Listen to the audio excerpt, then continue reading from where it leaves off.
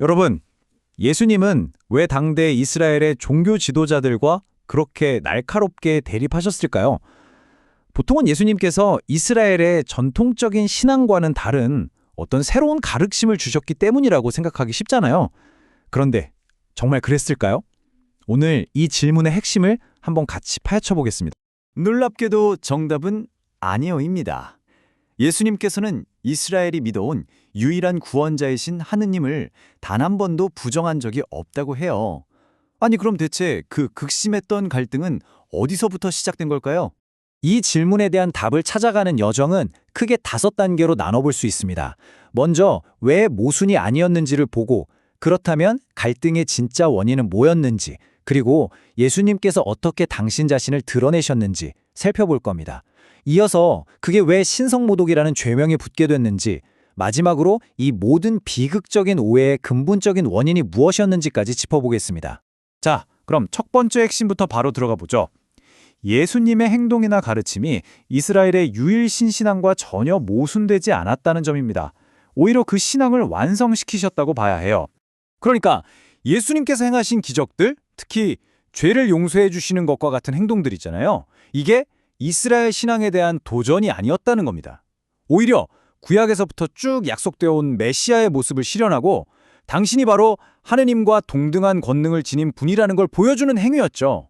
한마디로 신앙의 부정이 아니라 성취였던 셈입니다. 아니 그럼 신앙과 모순된 게 아니었다면 대체 뭐가 문제였을까요? 무엇이 그렇게 큰 갈등을 일으켰을까요? 바로 여기에 진짜 걸림돌이 있었습니다. 이게 참 흥미로운 지점인데요. 겉으로 보기엔 율법을 어떻게 해석할 거냐, 성전의 권위가 어떠냐 이런 걸로 다투는 것 같았어요. 하지만 그건 말 그대로 표면적인 이유였고요.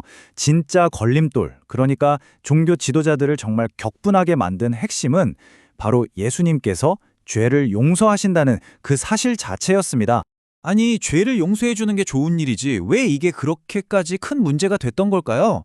바로 이 질문이 사건의 핵심으로 우리를 이끌어줍니다. 그 이유는 아주 간단하고도 명확했습니다. 당시 이스라엘 신앙에서는요, 죄를 용서하는 건 오직 하느님만이 하실 수 있는 고유한 권한이었거든요. 그런데 한낱 인간으로 보이는 예수가 그 권한을 행사하니까 종교 지도자들은 이걸 하느님의 권위에 대한 정면 도전, 아니 찬탈 행위로까지 받아들였던 겁니다. 예수님은 단지 행동으로만 당신의 권위를 보여주신 게 아니었습니다. 말씀을 통해서 아주 명확하게 당신의 신적인 정체성을 드러내셨죠. 처음에는 위대한 예언자였던 요나보다 당신이 더 크다고 말씀하셨습니다. 이것만으로도 이미 굉장히 대담한 선언이었죠.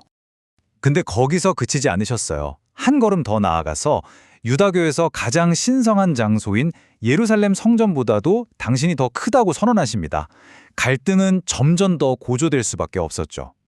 그리고 마침내 그 절정에 이릅니다.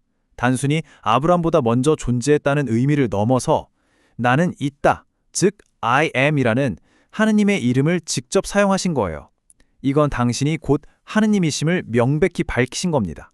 예수님의 이러한 심오한 자기 계시는 믿음을 선택한 사람들에게는 구원의 소식이었겠지만 믿음을 거부한 사람들에게는 용서할 수 없는 범죄로 비춰졌습니다. 당시 율법에서 신성모독이라는 건요, 쉽게 말해 하느님의 이름을 모욕하거나 인간이 스스로를 하느님이라고 주장하는 행위를 뜻했습니다.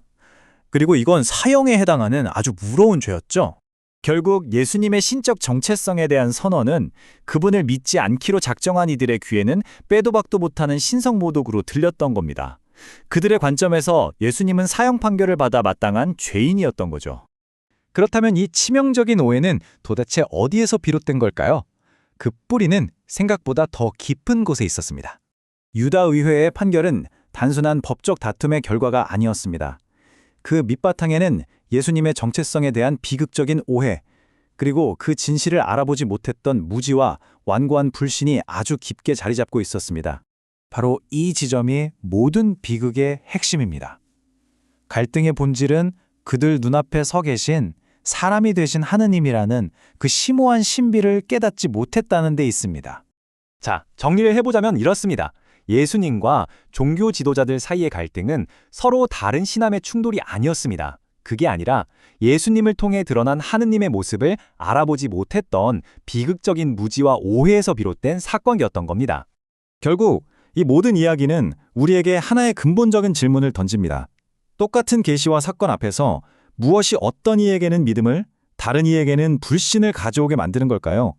한 번쯤 깊이 생각해 볼 만한 질문입니다.